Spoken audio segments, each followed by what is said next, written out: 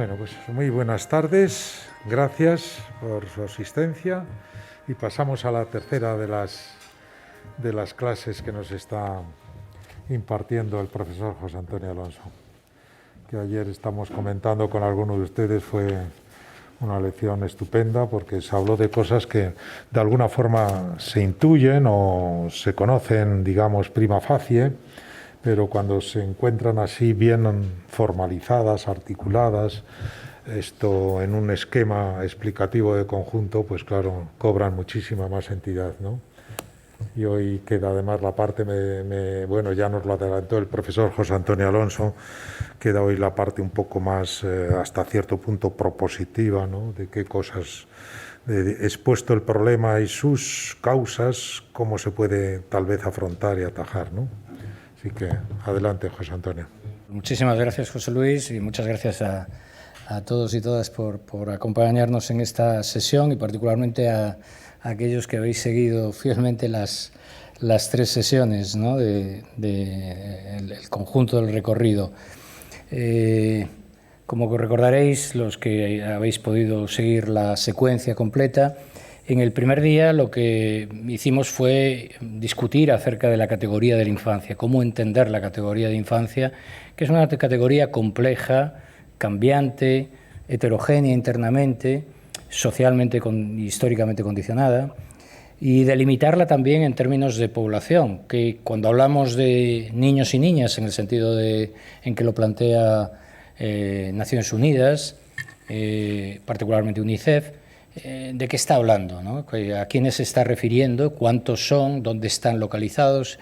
Y una de las cosas que observamos es que más o menos son el 30% de la población mundial, pero que ese 30% se eleva en cuanto que nos desplacemos a regiones o a países más pobres, hasta llegar incluso a suponer la mitad de la población, ¿no? En muchos casos.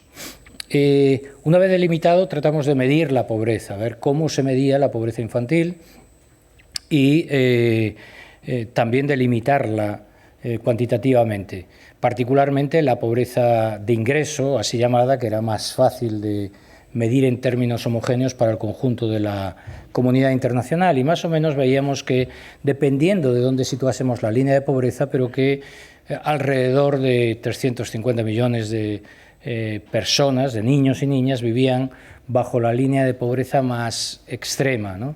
Esto suponía alrededor, también estoy redondeando las cifras simplemente para que sean más fáciles de recordar, alrededor del 18% de la población que está en esos tramos de edad a nivel mundial, y esa incidencia, ese 18% redondeando, era el doble de la pobreza que afecta al conjunto de la población, por tanto, incluidos los adultos, ¿no? Lo cual nos decía que la intensidad de la pobreza es mayor entre los niños y niñas, pero el número de pobres se incrementaba, de niños pobres, si nos desplazábamos a líneas de pobreza menos exigentes, y también si contemplábamos no solo la dimensión de ingresos, sino otras dimensiones. En el día de ayer estuvimos reflexionando sobre 4 manifestaciones que van acompañando a la pobreza y que, digamos, requieren un análisis y una respuesta específica, ¿no? Nos centramos en analizar circunstancias asociadas a los niños en la calle, a las circunstancias asociadas a violencia, explotación sexual. Nos relacionamos también con los niños entre la población migrante y los niños afectados por conflictos. Desde luego, ahí no acaba, digamos, las circunstancias que tienden a ser causa de pobreza o que vienen asociadas a la pobreza. Y también llamamos la atención sobre el hecho de que, aunque las hubiésemos categorizado así, no se trataba de conjuntos disjuntos, ¿no? Sino que eran causas que se interpenetraban, que muchas veces se reforzaban mutuamente, y tratamos de ver en cada una de ellas qué respuesta sería requerida, respuesta desde el punto de vista del análisis y respuesta desde el punto de vista de la política pública. Y hoy vamos a centrarnos más en este segundo aspecto, pero antes de eso vamos a tratar la pobreza en los países ricos, porque hasta ahora nos hemos referido dominantemente a los países pobres, porque es donde está el grueso de esos 350 millones, están en países llamados en desarrollo, ¿no? Por tanto, digamos, no no es población de la OCDE, de países de la Unión Europea o de países más desarrollados. Y tiene interés que nos centremos y que lo hayamos separado, porque el modo de medir la pobreza en estos países es distinta.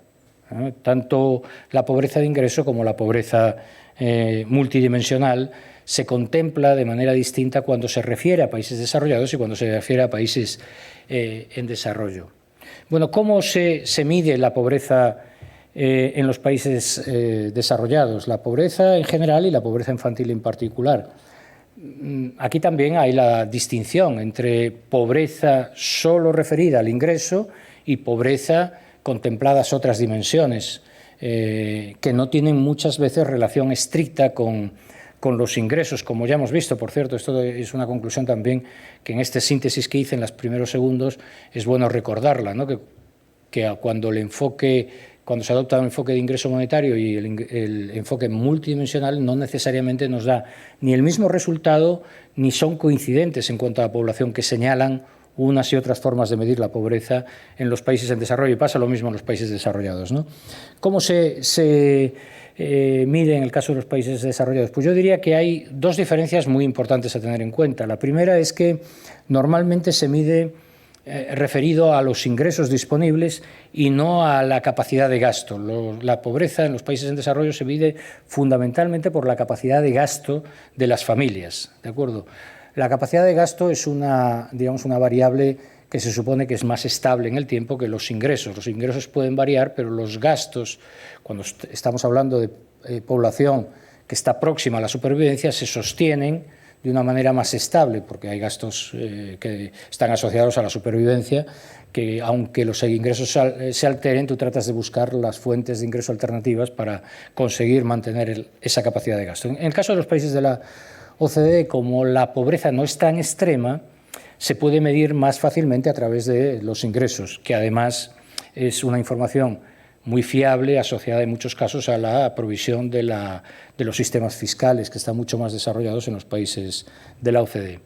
Y la segunda diferencia, que es importante también, es el modo de señalar la línea de pobreza, que no nos marca una línea de pobreza absoluta, es decir, un nivel de gasto al que si accedes dejas de ser pobre y si estás por debajo eres pobre, y ese nivel de gasto está fijado de manera estable, solo se modifica a través de la inflación, que es como se mide la pobreza en los países en desarrollo. En el caso de los países desarrollados, sin embargo, se mide la pobreza relativa, no la absoluta, es decir, en relación a cómo está distribuido el ingreso del país. Lo cual quiere decir que si el ingreso del país, todo el ingreso del país se eleva, los ingresos que fijan la línea de pobreza también se van a ir elevando, porque se mide esa pobreza en relación a una variable de distribución que puede ser el promedio o que puede ser la mediana. El promedio es el promedio, bien conocido, pero se utiliza normalmente más la mediana, que es aquella variable estadística que divide en dos la distribución. Y entonces lo que se dice es que son pobres los que no llegan al 60% respecto a la mediana o no llegan al 50% respecto a la mediana. Esa mediana, por tanto, si sube la renta, porque progresa el país, sube también la mediana y, por tanto, la línea de pobreza, ese 60%, también sube. Digamos que el pobre es pobre relativo porque es en relación al nivel de renta del país en cuestión. ¿De acuerdo? Por tanto, es una forma distinta de medir y, por tanto, no son comparables las tasas que voy a expresar con las tasas que se podrían derivar si marcásemos la línea absoluta de pobreza. Si marcásemos la línea absoluta de pobreza, en los países de la OCDE el número de pobres sería estadísticamente no significativo. Es decir, serían 0,000 y entonces no hay forma de medirlo, ¿no? Entonces, realmente esta es la forma de medirlo, pero hago esta advertencia porque, sobre todo en el caso de los periodistas, en algunas ocasiones yo he observado que se dice, bueno, en España son el 27%, mientras que, y la comparan con Nigeria, muy próximo a Nigeria, que está en el 40%. Son dos. Está hablando de dos variables totalmente distintas, ¿de acuerdo? Entonces, así se mide la pobreza en el caso de los países de la OCDE, que es, por tanto, una pobreza relativa. Y en el caso de la pobreza infantil es la población por debajo de los 18 años que está en ese colectivo que acabamos de definir. A su vez, el modo de definir ese colectivo por parte de la OCDE y por parte de la Unión Europea no es exactamente lo mismo. Como veis, se puede ver en la transparencia, en un caso es el 50%, por debajo del 50% de la mediana, es decir, divides la distribución en dos y a su vez la parte baja de la distribución en dos otra vez, y los que están por debajo de ese cuartil, pues entonces serían pobres. Al igual que los países en desarrollo, tanto los ingresos como los gastos se refieren a las familias, y esto plantea un problema que ya hemos discutido, que ha salido en los debates, ¿no? Y es que realmente hay pocos criterios objetivos para decir cómo distribuir ese ingreso, porque depende mucho de la estructura familiar, del modo en que se conforme la familia, y lo que hace normalmente la estadística para medir este tipo de pobreza es hacer unas tablas de equivalencia, que es, por decirlo así, de cada dólar que llega a esa familia para un adulto, suponemos que le afecta al niño en 0,60, imaginemos, ¿no? Y hacen esa tabla de equivalencia. Las tablas de equivalencia no son coincidentes entre los distintos, sí en la Unión Europea, pero las de la Unión Europea no son coincidentes con los de la OCDE y demás. También hay la forma de aproximarse a través del enfoque multidimensional, que más o menos sigue los mismos criterios que en los países en desarrollo. Lo que tratan es de contemplar no solo los ingresos, sino otras dimensiones relacionadas con el bienestar material que están insatisfechas. Y entonces la pobreza se mide como aquellos que no logran satisfacer determinadas dimensiones materiales que condicionan los niveles de vida y que son importantes, se supone, para llevar una vida digna. Aquí, digamos que también son distintas las formas en que tiene la Unión Europea. El indicador más conocido de la Unión Europea salió también en alguna sesión en los debates, es este AROPE, que lo que mide es el riesgo de pobreza o de exclusión social, contemplando distintos indicadores, no solo la pobreza económica, sino la privación material y la exclusión del mercado laboral, como tres grandes dimensiones. La OCDE tiene un indicador de bienestar infantil. Esto fue un debate interesante en el ámbito académico, si debemos medir la pobreza o debemos de medir el bienestar en un sentido positivo, ¿no? Y en qué grado se alcanza el bienestar material por parte de los niños. Yo no he entrado en eso en las sesiones, pero que sepan que ha formado parte del debate y que la OCDE tiene un indicador para medirlo. Y les hablé del Centro de Investigaciones Innocenti de la UNICEF, que ha generado su propio indicador que aplica fundamentalmente a países desarrollados y algún país de renta media, pero no es un indicador que se tenga para el conjunto de la comunidad internacional. En el caso de los países desarrollados, desde luego, partimos de mejores fuentes estadísticas, ¿no? Tenemos muy buenas fuentes por parte de Eurostat, de la composición del presupuesto familiar y del gasto familiar, que nos permiten tener una mejor información sobre la distribución del ingreso. Tenemos también la distribución del ingreso que trabaja la OCDE, que lo combina además con datos fiscales, y hay bases de datos disponibles comparativas en términos más o menos homogéneos, como son las que establece el LIS de Luxemburgo, que es una base de datos de desigualdad en términos comparables. Bien, tomemos una de estas, y voy a tomar de la UNICEF para saber cuáles son los niveles de pobreza de estos países, no solo de la OCDE, sino de un entorno de países en donde está la OCDE y algún otro que, no siendo de la OCDE, fue estudiado por parte de la OCDE para hacer el ejercicio de comparación.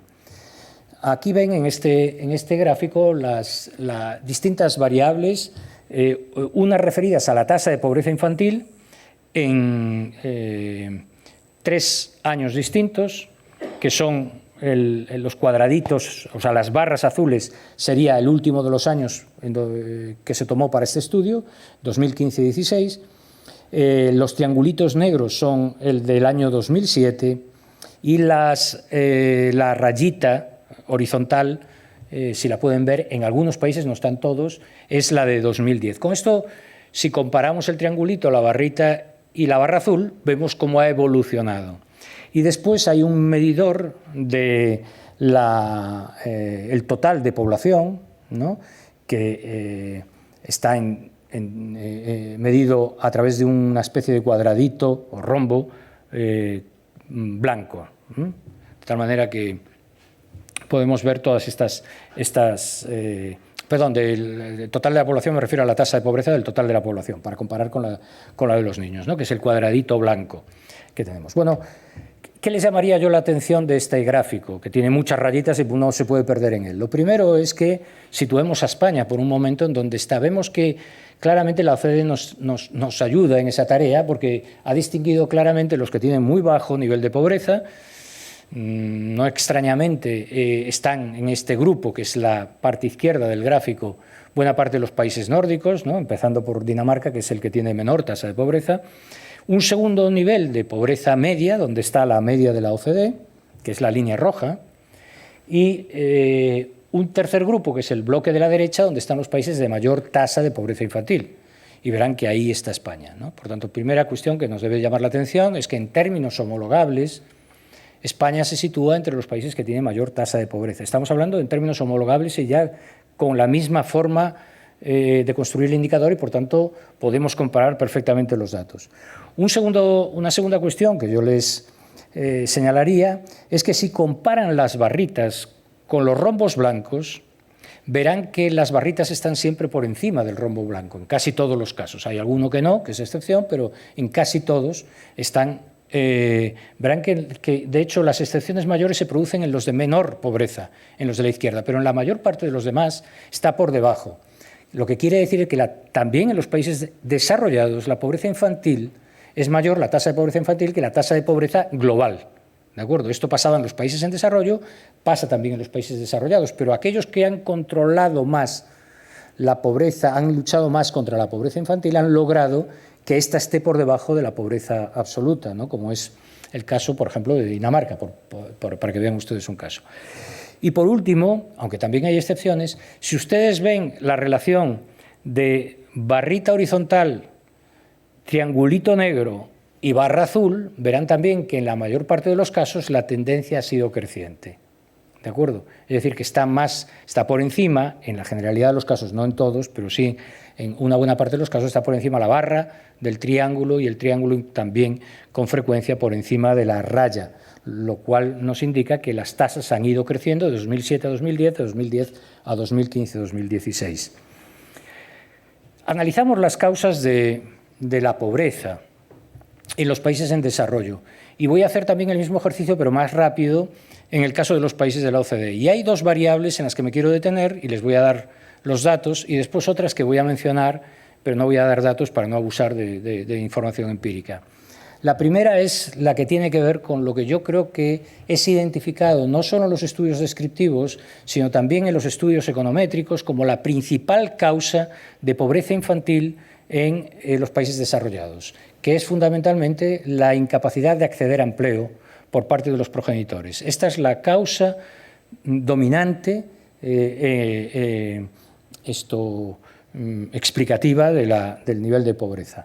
Y aquí lo ven ustedes en términos descriptivos, no un análisis econométrico, pero en términos descriptivos ven la pobreza de los que solo tienen que no tienen trabajo, es el triangulito, y donde tienen los progenitores tienen trabajo es el cuadradito azul. Verán ustedes que todos los triangulitos están por encima y además bastante por encima, ¿no? Es decir, que la ausencia de trabajo es un factor que multiplica la pobreza infantil. La segunda factor que quiero traer a la atención de ustedes es el que tiene que ver con la estructura de la familia, un rasgo de la estructura de la familia, después me referiré a otros, que es las familias uniparentales, ¿no? Y aquí ven ustedes también comparadas en triangulito y en barra azul las familias que solo tienen un adulto como cabeza de familia, monoparentales por tanto, y las que tienen más de un adulto, ¿no? Y ven ustedes que esta última, que es la línea azul, está por debajo, significativamente y casi regularmente, de las de triángulo, el triángulo que expresa las familias uniparentales. Por tanto, este es un segundo factor que se observa con alta regularidad y que se puede percibir claramente en las estadísticas. Ven también aquí, de nuevo, que hay algunas excepciones, ¿no? Y que cuando nos referimos a los países de más bajo nivel de pobreza, y particularmente Dinamarca, que llamé la atención, sobre ello. En Dinamarca apenas hay diferencia en esto, ¿no? Es decir, que su política de atención a la infancia y a la familia es suficientemente poderosa como para que corrija estos factores, ¿no? Otros rasgos que aparecen asociados a la pobreza infantil en los países desarrollados son el número de miembros de familia. No voy a entrar a datos, pero en las familias más numerosas es más frecuente, aunque no es tan clara la diferencia, no hay más variabilidad. El nivel de educación de los progenitores, que también se convierte en un predictor de la pobreza infantil. El hecho de que los progenitores sean inmigrantes constituye también un factor de diferencia, aunque bastante tenue y bastante variable entre países, pero está presente. Y la fertilidad precoz, es decir, niños y hijos tenidos con muy pocos años por parte del padre y particularmente la madre, ¿no? Estas variables se tradujeron al análisis econométrico. No voy a traer a darles a ustedes los resultados de ese análisis econométrico, que además son bastantes cuadros y creo que nos despistaría de lo que queremos subrayar, ¿no? Cuando hacen este análisis econométrico, la OCDE pone en conjunción varias variables, varios tipos de variables o varios grupos de variables para ver si son capaces de explicar la pobreza infantil. Unas son variables de tipo demográfico, algunas de las que ya he aludido antes. Otras son relacionadas con el mercado laboral y otras son relacionadas con la política frente a la pobreza de los países, ¿no? Y lo que se observa es que las relaciones que antes he mencionado a nivel descriptivo se confirman también en un análisis estadístico más riguroso, más econométrico, como antes les comentaba. Es interesante señalar que la política social, en el caso de los países desarrollados, que todos ellos en general tienen una política social comparativamente a nivel internacional relativamente amplia, ¿no? Poderosa, es un factor que explica la pobreza infantil, pero su contribución es relativamente menor. Por eso antes señalaba que el factor más importante, el que se revela en estos ejercicios estadísticos como más explicativo, es el que tiene que ver con el acceso a rentas, fundamentalmente de los progenitores, fundamentalmente a través del acceso a empleo y a las rentas regulares. España está dentro de esto, ¿no? ¿Qué nos dicen los datos de España? Ya hemos visto que España es un caso de altos niveles de desigualdad, ¿no? Lo que nos dice los datos derivados de la última encuesta a los hogares, en el caso español, es que la tasa de pobreza moderada afecta a 2.260.000 niños, que es el 27% de la población, ¿no?, afectada. Entonces, es importante esa tasa, retener esa tasa como expresiva del modo en que se mide en los países desarrollados, eso lo insisto de nuevo, de la dimensión que tiene este problema. Cuando se habla de la tasa de pobreza alta o de tasa de pobreza severa, que son, digamos, más exigentes en la determinación de los umbrales para definir a los pobres, pues digamos que las tasas van reduciéndose y el volumen de población también va reduciéndose porque estamos haciéndolo más exigente. El último de todos, que sería el de la tasa de pobreza severa, sería del 5% de la población, que es aproximadamente 411.000 niños y niñas. Hay otra forma de medirlo, que es no solo del ingreso, sino circunstancias materiales en la vida del niño, que son las carencias materiales severas, para aproximar la pobreza no solo a través del ingreso. Y esto es interesante porque lo que nos sale es que afectadas por estas carencias materiales severas está el 9% de la población infantil, que es un porcentaje bastante elevado, porque es 1 de cada 10 niños. Y también es interesante ver cuáles son los componentes de esa carencia material que se revelan como más significativos. Y tiene uno que ver con el mantenimiento del calor, de la temperatura en el hogar, que tiene que ver claramente con pobreza energética, ¿no? Y el segundo, que tiene que ver con la capacidad para mantener los compromisos de pago derivados de la residencia, ¿no? O sea que el problema que todos localizamos a través de la prensa de la pobreza energética y las dificultades de acceso a alquileres o a viviendas se revelan como problemas importantes a la hora de definir la pobreza infantil en España, caracterizándola como carencia material severa. Obviamente estas tasas se han visto acentuadas. Si hubiésemos puesto otra vez el gráfico de la OCDE, veríamos como en España se produce ese fenómeno que comentaba de ascenso continuado de la tasa de pobreza infantil, en parte debido a las consecuencias del encabalgamiento de dos crisis, ¿no? La primera de ellas, la crisis financiera en este entorno más cercano, temporal más cercano, y cuando se estaba a punto, empezando a salir la COVID y las consecuencias de la COVID. En términos de distribución es interesante, lo sacamos, salió un día pero en el debate, pero quiero ahora aportar los datos. Las tasas más elevadas de pobreza se tiene fundamentalmente en las zonas, digamos, que podríamos llamar vaciadas, ¿no? La España vaciada. Lo ven ustedes aquí, estas son las tasas de pobreza, y las zonas poco pobladas es la línea verde oscura, que es la que está por encima, que es el 29%.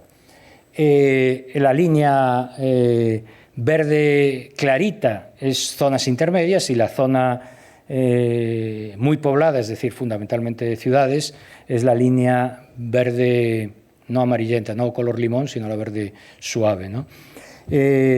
No es que haya mucha diferencia en cuanto a tasas, pero sí hay diferencia que nos revela que así como nosotros señalábamos que decíamos que la pobreza rural era más importante a nivel internacional, cuando nos referíamos a los países desarrollados o al conjunto de la comunidad internacional, en el caso de España, en términos de tasas, sucedería lo mismo. Ahora, si vamos al volumen de población, ya no es tan claro, ¿no? En el volumen de población pobre, de pobreza infantil, está fundamentalmente localizada en ciudades. Es digamos, la mancha más baja, ¿no?, del cuadro, que son las zonas muy pobladas. Bueno, ya hemos conocido la pobreza en el mundo en desarrollo, las circunstancias, la pobreza en los países de la OCDE y particularmente en España, y ahora entraríamos un poco en las respuestas. Vamos a referirnos primero al marco normativo internacional y al marco institucional de las respuestas. Si hiciésemos el recorrido de las respuestas institucionales que se produjeron a nivel internacional para afrontar los problemas de pobreza y desasistencia a los niños y niñas, el punto de partida yo creo que sería el nacimiento de una ONG, que es Save the Children. Save the Children nace promovida por dos mujeres activistas, ¿no?, en defensa de los derechos de la infancia, que son Jeb y Buxton, y promueven la creación de una organización fundamentalmente para atender a los niños que habían quedado desplazados como consecuencia de la Primera Guerra Mundial, ¿no? Ahí nace Save the Children, que es una de las ONGs más longevas, ¿no?, con más historia, por decirlo así. El segundo paso importante es una declaración que hace la Liga de Naciones, que hace en 1924, que es una declaración sobre derechos del niño, que es una declaración que no es vinculante, ¿no? Es simplemente una declaración que hace la Liga de Naciones en aquel momento, donde algunos de lo que después van a aparecer relativamente reelaborados en la Convención de Derechos del Niño de Naciones Unidas, pues estaban ahí ya mencionados. Naciones Unidas hace también una declaración, actualiza esa declaración en 1956, Declaración de Derechos del Niño, que no es vinculante y que no es exactamente la Convención, ¿de acuerdo?, pero que anticipan la Convención.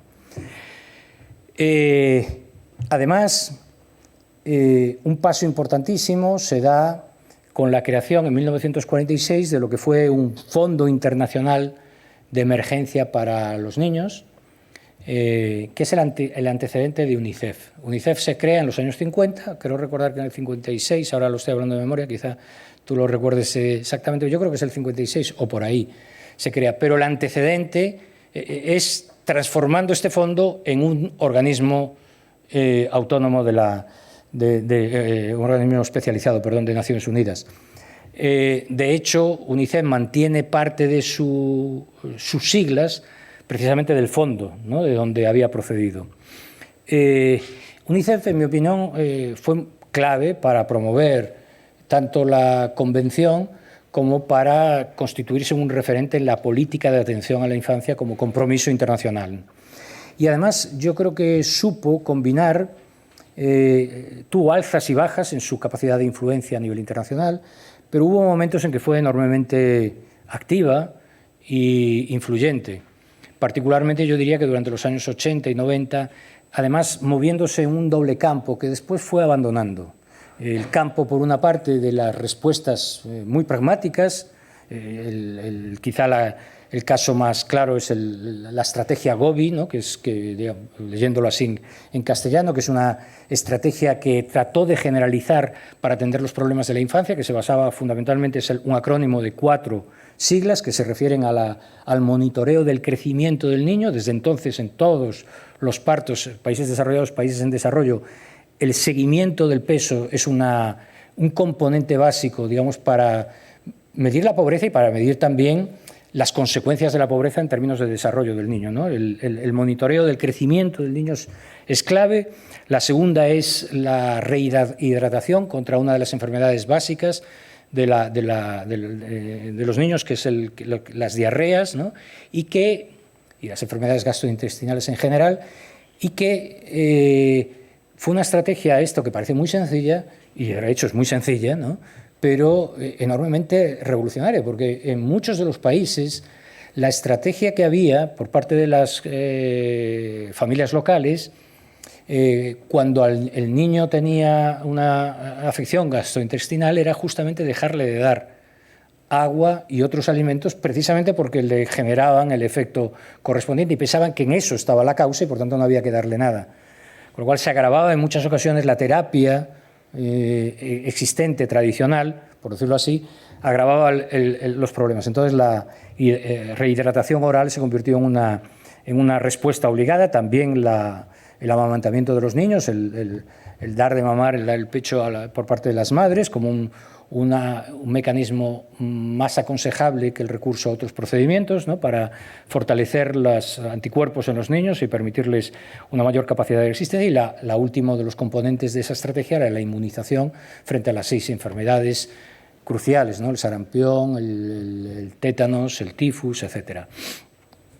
Eso es una respuesta que UNICEF hizo un esfuerzo notable por generalizarla y yo creo que con mucho éxito, ¿no? Y digamos es indiscutible en estos momentos, está tomada de una manera generalizada.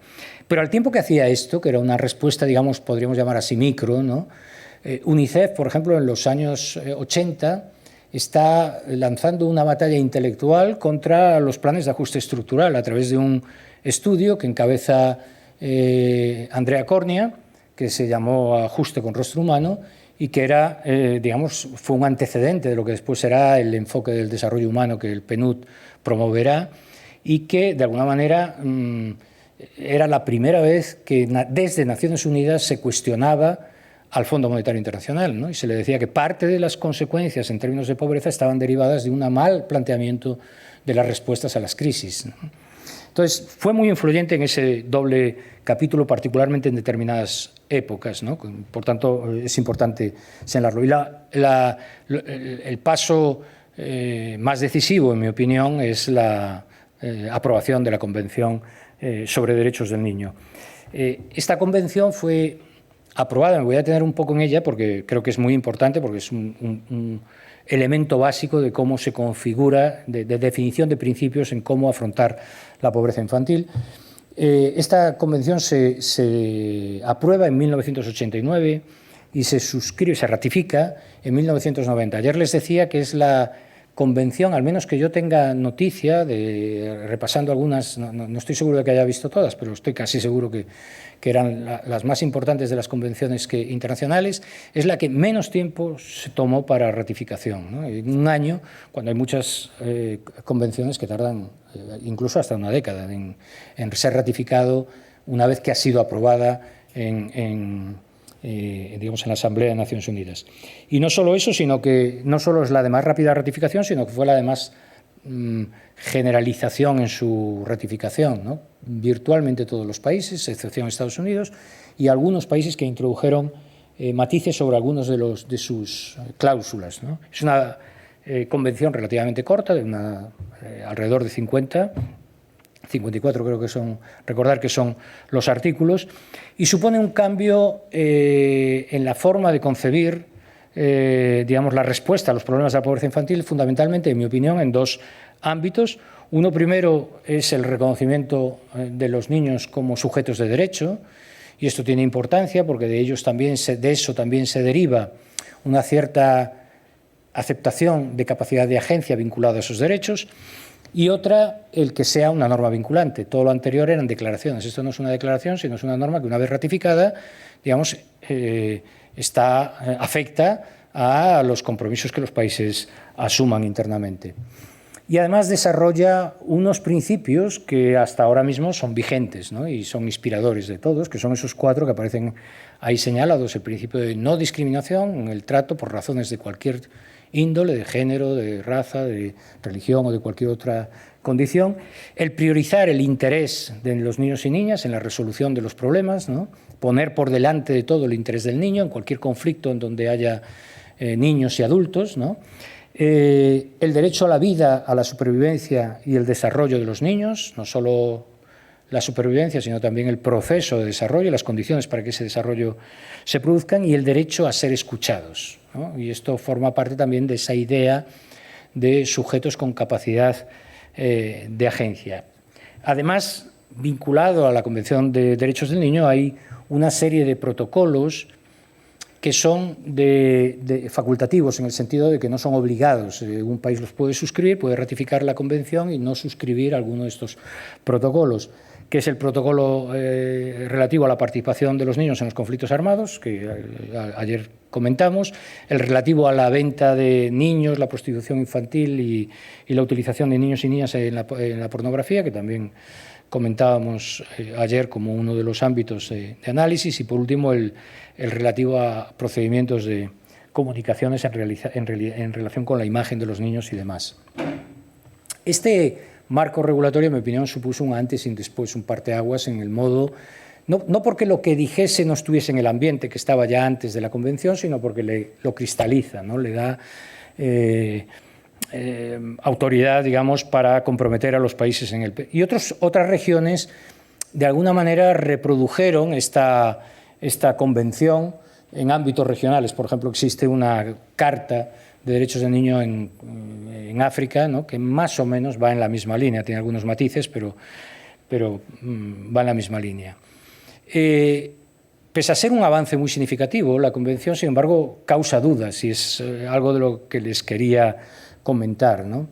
Hay 4 dudas que a mí me parecen interesantes para reflexionar sobre ellas, ¿no? Ninguna de ellas cuestiona frontalmente la Convención, pero sí nos hace ver que es necesario ir más allá de la Convención, ¿no? El primero de ellos es que toda la Convención está construida sobre la idea del niño como agente singular, ¿no?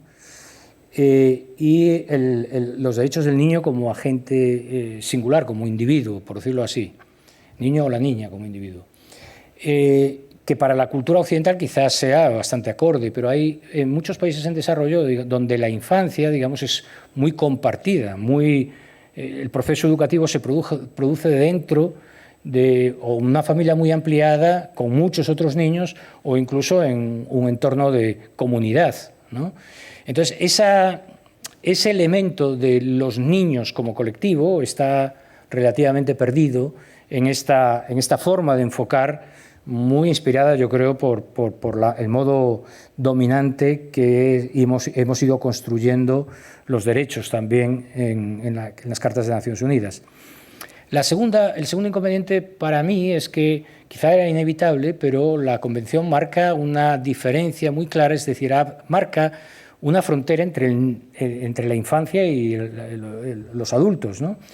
Y eso contradice un poco algo de lo que yo venía insistiendo, la necesidad de ver el proceso de una manera fluida. Ayer Fernando Mudarra, si os recordáis, en su mensaje decía: nosotros acompañamos en los entornos de violencia al niño desde niño hasta todas las fases posteriores. Esta idea de un flujo creo que se aviene mal con una idea de frontera muy clara, niño respecto a adulto, que sin embargo en la Convención está bastante marcada, ¿no?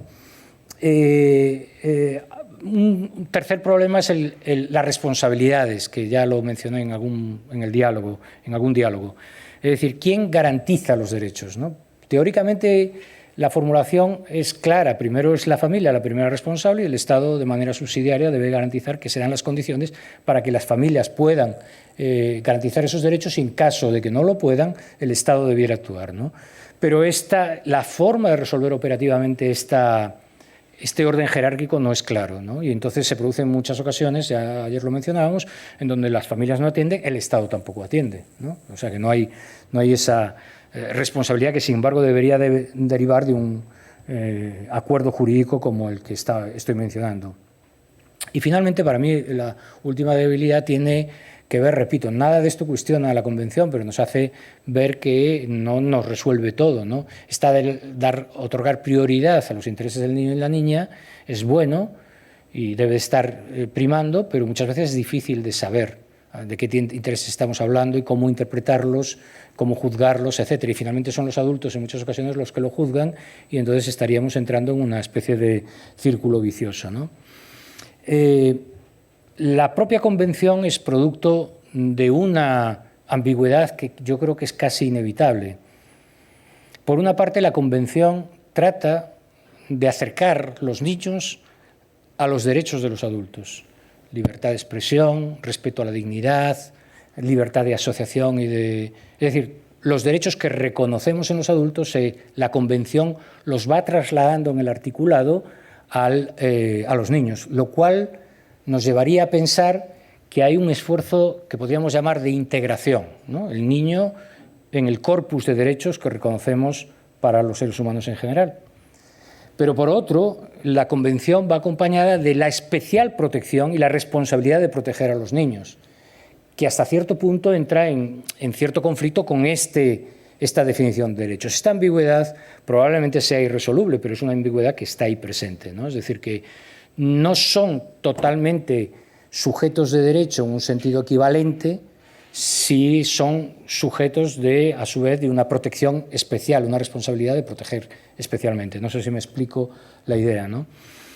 Y finalmente, el último dudas o problemas que yo observo es que, aunque se reconoce la capacidad de agencia de los niños, la capacidad de agencia de los niños está asociada fundamentalmente en la Convención a la participación, que es importante que la Convención lo plantee. Pero también aquí hay muchos dilemas en cuanto a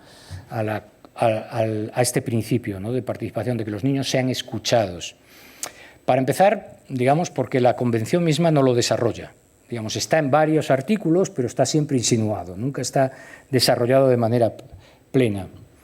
Después hay un debate detrás de esto, y es si hablamos de la participación de los niños y de que sean escuchados y de que formulen sus intereses, ¿entendemos que los niños son capaces de formular debidamente lo que son sus intereses? ¿Deben de ser interpretados por los adultos? ¿O cómo es exactamente que debemos de trabajar en ese campo, ¿no? Hay muchos que dicen, bueno, es posible que los niños no conozcan sus intereses, pero es dudoso que los adultos los conozcan necesariamente mejor siempre y en todas las circunstancias. Y hay una línea de trabajo que a mí me parece muy interesante, que por cierto deriva de los estudios feministas, que es aquella que distingue entre intereses estratégicos e intereses operativos, ¿no?, intereses prácticos, por decirlo así, que es una línea que en los estudios feministas desarrolló Maxime Molyneux y que de alguna manera se ha trasladado también a los estudios sobre la infancia. Es decir, en todo lo que son los intereses prácticos debemos de tener muy en cuenta la voz de los niños, y en la construcción de los intereses estratégicos muchas veces los niños pueden ser ciegos a sus propios intereses estratégicos, en parte por ser seres en formación, en parte por no tener una visión con una perspectiva amplia para definir lo que son sus intereses estratégicos. Y, por tanto, la participación en ese caso debe de ser construida colaborativamente, ¿no? Y ahí hay distintos tipos de participación que se plantean, desde la participación consultiva, que sería la que menos reconoce la agencia, ¿no? Es decir, yo decido, pero te consulto a ver si te parece bien. Esa es en donde menos entidad tiene la participación, lo que podríamos llamar la participación colaborativa. Vamos a convocar a los niños para en diálogo construir las opciones, y la participación autoafirmada, que sería, bueno, demos a los niños para que ellos mismos sean capaces de definirse, digamos, dándoles las herramientas para que la puedan construir. Todo esto plantea un problema que la Convención lo deja insinuado, no lo ha desarrollado, y donde hay debates en estos momentos para tratarlo. Además de en el ámbito institucional y normativo, ha habido también respuestas en el ámbito de la política, que básicamente se han construido en muchos casos a través de cumbres, ¿no? La cumbre, en mi opinión, más importante, porque de hecho fue la que anticipó los objetivos de desarrollo del milenio, porque de alguna manera buena parte de los objetivos de desarrollo del milenio, no todos, pero una parte importante, fueron acordados en esta cumbre en Nueva York. La cumbre de la infancia, me estoy refiriendo, de 1990, fue una cumbre muy importante, pero después hubo cumbres temáticas. Todas las cumbres temáticas afectan a los niños, pero hubo algunas que especialmente afectan a los niños. Estoy diciendo, por ejemplo, la cumbre de la Tierra, de sostenibilidad, afecta a los niños, entre otras cosas, porque además, digamos, en gran parte es una cumbre para preservar un entorno que es la herencia que van a recibir esos niños, ¿no? Pero hay alguna cumbre que de manera más acusada afecta a los niños, que fueron sobre todo las cumbres que tienen que ver con la educación, ¿no? La de Jomtien o la de Dakar, que trataron de generalizar el acceso y convertir en derecho el acceso a la educación y poner unas estrategias para avanzar en ese campo. Al tiempo que hubo cumbres globales sobre la infancia, ha habido también cumbres de menor rango sobre la juventud. En estas hubo varias y se tomaron acuerdos, líneas de acción en el ámbito de la juventud, diferenciando, o sea, trabajando en esa diferencia que ya vimos entre lo que era la infancia hasta los 18 años en su conjunto, de lo que era la juventud, digamos, que cogía de entre los 15 y los 25 años, y por tanto un tramo de edad superior en promedio. Y además de estas cumbres tenemos las dos agendas internacionales más importantes, que fueron los Objetivos de Desarrollo del Milenio, que de 8 objetivos, 3 tenían relación con la infancia, y la agenda de los ODS, la Agenda 2030 para el Desarrollo Sostenible, que no es tanto que haya fijado objetivos relativos a la infancia, aunque algunos lo son, fundamentalmente el que tiene que ver con la educación, ¿no? Pero lo importante es que en muchos objetivos se trata la infancia, es decir, que la infancia aparece de una manera un poco más transversalizada en distintos campos, incluido la igualdad de género, incluido los temas de salud, etcétera, etcétera. No se configuró tan cerradamente un objetivo enfocado a la infancia como la infancia se hizo presente en los distintos objetivos que se planteaban.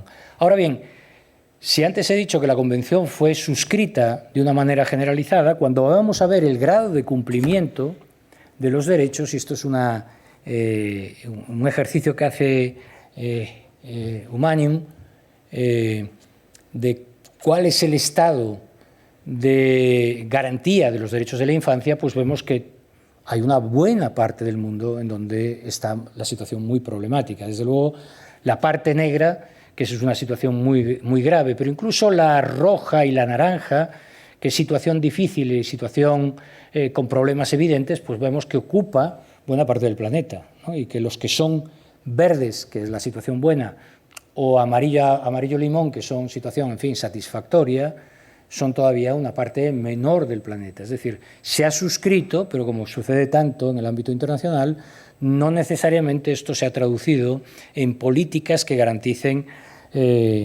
los derechos de la infancia. ¿Cuál es la respuesta en el ámbito internacional ya de política? No a nivel normativo, no a nivel institucional, que lo hemos visto, sino a nivel normativo. Tanto en el ámbito nacional como internacional, en mi opinión, la respuesta a la pobreza infantil requiere trabajar en 3 campos que me parece que son obligados.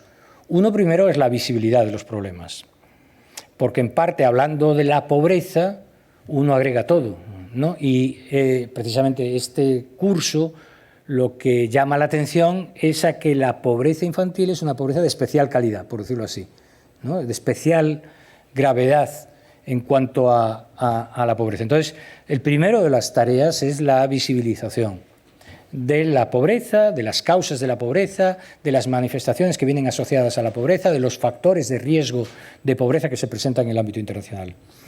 Lo segundo es la necesidad de una cierta visión, de una cierta traslación al ámbito de las políticas de los intereses de los niños y de las niñas. Es decir, esta transversalización que hace los Objetivos de Desarrollo Sostenible, hacer que en cada ámbito de la política se vea cómo afecta a adultos y niños. En esto tenemos mucho aprendido a través de la transversalización de género, ¿no? De entender que no se trata tanto de acciones, o no solo de acciones singulares, sino de que todas las acciones contemplen cómo afectan a unos y otros, porque afectan diferencialmente. Quizá la única singularidad de esta transversalidad es que, mientras que en el caso de la transversalidad de género alude a categorías que tienen un cierto grado de permanencia, como vimos antes, en cuanto a los sujetos afectados, la categoría de infancia es una categoría temporal, ¿no?, en la vida de cualquiera. Y por último, para poner en marcha esas políticas y movilizar los recursos es necesario, de manera acertada, es necesario también contar con la voz de los niños y niñas en este sentido complejo, difícil de resolver, que antes mencionaba al aludir a la participación. Y en mi opinión esa política debiera tener 4 grandes dimensiones que debieran de ser tratadas, que tienen que ver con estos 4 grandes principios, ¿no?, que de alguna manera están en la Convención. El de la supervivencia, donde ahí está todo lo que tiene que ver como capítulos muy específicos, muy centrales, la nutrición, la salud, el agua, el saneamiento, que son elementos claves para la supervivencia de los niños y niñas. En segundo lugar, también de los adultos, pero estoy hablando de los niños y niñas. En segundo lugar, la protección, que tiene que ver con la protección frente a la violencia, frente al abuso, frente a la explotación, tomando en cuenta que la capacidad alternativa de los niños es menor y que la capacidad de construir acción colectiva de los niños también es menor que lo de los adultos. En tercer lugar, la dimensión del desarrollo, no lo estoy diciendo en un orden jerárquico, simplemente describiendo la dimensión del desarrollo, no solo implica esto todo el proceso educativo, sino también el desarrollo emocional, el desarrollo psicológico y la salud anímica también. Y por último, el de la participación, ¿no?, el acceso a la voz, a la participación en lo que les concierne y en construir mecanismos que garanticen que se están haciendo políticas a la vez que se les está dando las herramientas para que puedan opinar sobre esas políticas. Y creo que con esta estructura es necesario trasladarla tanto al ámbito internacional como al ámbito nacional, porque es claro que en un mundo tan desigual, en el caso de las familias pobres se van a ver en dificultades para garantizar todas estas dimensiones con sus propios recursos y por tanto requerirán del Estado, pero en países en desarrollo ni siquiera el Estado puede estar en condiciones de brindar una política social suficiente como para garantizar estos derechos. Por tanto, hay un compromiso internacional por una parte y un compromiso de política nacional por el otro. El compromiso internacional de política básicamente se relaciona con la ayuda internacional, ¿no?, que es la que, digamos, es lo que transfieren los países ricos a los países en desarrollo para muchos objetivos de política. Entonces aquí la pregunta relevante es cuánto de la ayuda internacional va a los niños, ¿no? ¿Cómo podríamos determinar esto? En primer lugar, estas son la evolución de la ayuda internacional. Verán ustedes que la ayuda internacional no es menor el hecho a destacar que a pesar de las crisis la ayuda internacional ha tenido cierta, lo que hoy se llama resiliencia, ¿no? Se ha mantenido relativamente estable, ha caído, es cierto que ha caído en el año 2019, quiero recordar que es cuando cae exactamente, pero después se volvió a recuperar. Es decir, que no tenemos la percepción que con el 2008 la crisis financiera haya retrocedido la ayuda de manera significativa. En parte esto es un factor estadístico. Es decir, ha habido países, España por ejemplo redujo su ayuda a la tercera parte, o sea, no, en realidad a la cuarta parte, si lo medimos bien. Pero, o sea, que ha habido países que han dejado caer su ayuda internacional, pero a nivel global eso no se percibe, básicamente, por eso digo que es un efecto estadístico, básicamente porque se han incorporado nuevos donantes.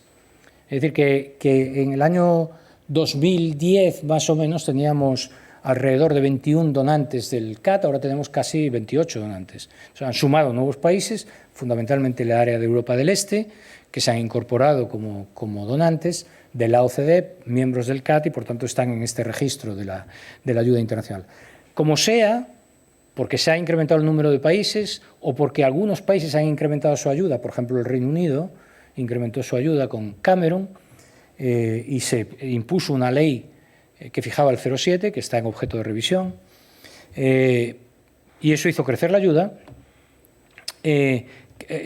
La ayuda fue capaz de superar los momentos de crisis, ¿no? Y mostrarse un flujo relativamente estable en el tiempo. Pero cuando dejamos de ver las cifras cuantitativas y vemos la intensidad de la donación, que es la línea naranja, ¿no?, que se ve en el lado derecho del gráfico, pues realmente no hemos logrado que crezca, ¿no? Estamos ahí estancados en el 0,30 en la última década larga, ¿no? Y no crece, hay años que pasa al 0,31, vuelve al 0,30, 0,29 y ahí estamos, muy distantes del 0,7, que es el compromiso internacional. Pero vayamos a la pregunta, bueno, de esa cantidad, con esas características que he dicho, ¿cuánto va a la infancia? Bueno, otros colegas y yo hicimos un trabajo justamente para UNICEF para determinar qué parte de la ayuda iba a la infancia, y para eso distinguimos, después vuelvo a esta transparencia, 3 categorías, podríamos decir así, de la ayuda internacional. Una, cuyo objetivo claramente es la infancia, es el objetivo prioritario de las actividades que se financian. Estamos pensando, por ejemplo, pues en enseñanza primaria. Bueno, la enseñanza primaria, claramente, el objetivo de la enseñanza primaria tiene que ver con los niños. Por tanto, la ayuda que se da para la enseñanza primaria en los países en desarrollo podemos adjudicarla que es una ayuda que repercute sobre los niños. Ok, un segundo nivel, que sería el nivel de, llamamos ahí, asignación intermedia, que son aquellas actividades que no solo repercuten sobre los niños, pero que es posible identificar la parte en que se beneficia a los niños de esa ayuda internacional. Por ejemplo, imaginemos la ayuda para atender las enfermedades de la tuberculosis, malaria y SIDA, donde tú sabes el porcentaje de población que es afectada por esas 3 enfermedades en los países de desarrollo. Tú puedes inferir que se beneficiará, es decir, que la alícuota que va de la ayuda a los niños es equivalente razonablemente a la cuota que suponen los niños dentro de la población afectada por esa enfermedad. No solo va a los niños, pero puede suponer que va en esa proporción, porque esa enfermedad, estoy hablando de este ejemplo, ¿no?, afecta particularmente a los niños y suponemos que en la proporción en que los niños son enfermos, nutren el colectivo de enfermos de esa afección. Y por último, uno podría llegar a un ejercicio que yo creo que no tiene sentido, pero para que se conozca, y decir, bueno, supongamos que la ayuda afecta a todos y, por tanto, distribuyámosla en función del peso demográfico de los niños, en cuyo caso ya sabemos cuánta ayuda va a los niños. Si se distribuyese así, sin ningún sesgo, pues el 40% de la ayuda va a los niños, porque en aquel momento, y en los países en desarrollo, no a nivel mundial, sino en los países en desarrollo, era más o menos los niños el 40% de la población. Pero claro, esa imputación claramente es insostenible, igual que es suponer que beneficia la ayuda al hombre y a la mujer en proporción 50-50, porque sabemos que hay sesgos de género en el modo en que se gasta, ¿no? Y por tanto, creo que las dos modos más adecuados de medirlo son los 2 primeros. Entonces, asignación directa, aplicado, por ejemplo, a España, en los países varía un poco, pero se mueve entre el 7 y el 9%, estaría esa la proporción. Es decir, ayuda que vaya a los niños, de manera clara, inequívoca, está por debajo del 10%, en la mayor parte de los casos, que yo entiendo que es bastante bajo si atendemos que la pobreza infantil supone la mitad de la pobreza mundial, ¿no? Es decir, claramente no se compadece esta cuota con la significación del problema. Bueno, digamos, es que la asignación directa es demasiado estricta. Sumémosle lo que hemos llamado la asignación intermedia.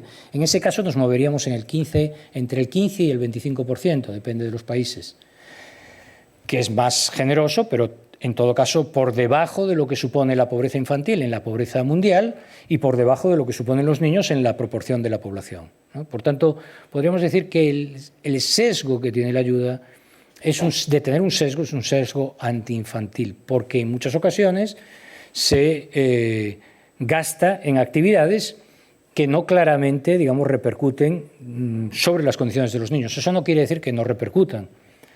Voy a poner un ejemplo para que no se lleve al extremo lo que estoy argumentando. Un programa de fortalecimiento institucional, de hacer que las instituciones funcionen mejor, puede afectar a los niños. Claramente no tiene que ver con la asignación directa ni con la asignación intermedia, pero puede repercutir en los niños, ¿no? Entonces, hay que tomárselo con ciertas cautelas, pero en todo caso hay que ver que aquellas asignaciones que son más directamente focalizables claramente no se corresponden con la dimensión del problema. Y después, ¿cómo los donantes tratan estos temas? Bueno, pues fundamentalmente yo diría que hay dos grupos de donantes. Los que han definido una estrategia clara y una prioridad clara sobre la infancia. En este caso, yo diría que Canadá es el país que se anticipó a todos los demás, estableciendo una estrategia para la infancia y señalando que la lucha contra la pobreza infantil era una de sus prioridades, de sus 4 prioridades básicas, pero no es generalizable, son un grupo de países, ahí tienen ustedes algunos. España está entre ellos, porque España en 2016 aprobó una estrategia para la cooperación española en materia de pobreza infantil. Y dentro de estos incluso hay algunos donantes que han definido una estrategia y un ámbito de acción específico y otros que tratan de transversalizar la infancia en todo lo que hacen, además de tener una estrategia propia, ¿no? Y en segundo lugar, el grupo de donantes que, digamos, no hacen ninguna diferenciación en la infancia, no lo marcan como objetivo, no han definido estrategia y, por tanto, digamos, suponemos que no forma parte de sus prioridades más destacadas, ¿no? ¿Cuál sería la respuesta adecuada, en mi opinión? Bueno, pues en mi opinión, la respuesta más adecuada es la de los primeros, ¿no?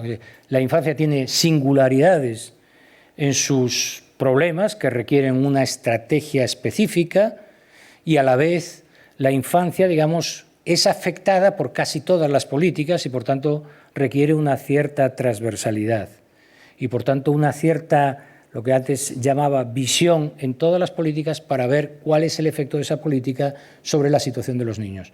Y si se me apura más, debiera de ser una estrategia en donde se contemple la infancia y la pobreza junto con otros factores que se cruzan en la caracterización de la situación de los niños, factores de género, factores de estatus social, factores de identidad étnica, etcétera, etcétera. Es decir, la interseccionalidad, que es una palabra un poco complicada, ¿no?, pero que alude a esto, a la necesidad de ver que en la realidad las cosas están mezcladas, que no son conjuntos disjuntos, creo que sería necesario. Estos 3 elementos de singularidad, comprensividad a través de la transversalidad e interseccionalidad en el enfoque creo que son importantes para la respuesta internacional y cada vez yo creo que la comunidad internacional también es más sensible a incorporarlos.